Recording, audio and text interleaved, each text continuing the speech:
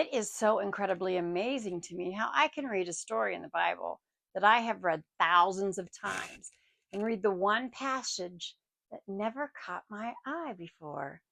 The only explanation I have is that God wanted me to hear this today. So I'm reading in Matthew 27, and it is all about Judas betraying Jesus. I have read this story over and over and over. I have even taught this story over and over and over. Yet, this small section has eluded me every time.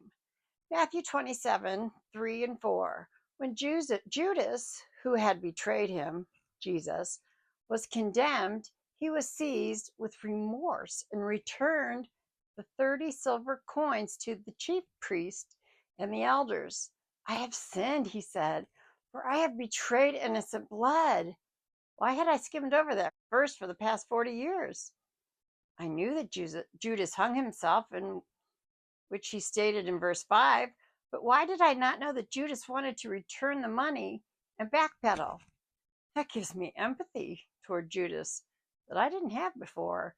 Rather than seeing him as some evil, sinister man, I now see him as a greedy person who made a very big mistake, realized it, and wanted to be redeemed. But unlike Peter, who sought forgiveness and continued on in his ministry, Judas pulled the plug. He was overcome with remorse and killed himself. Those small two verses have changed my entire perspective on Judas. These verses caused me to see him as just a man who made a mistake. Yes, it was a huge mistake, but I have made huge mistakes myself, which I certainly cannot take back. I, like Peter, chose to seek forgiveness and learn from my bad choices. Judas chose to end his life when God could have continued to use him so powerfully if he would have just not quit. You see why they say God's word is alive? This is a perfect example of what it means.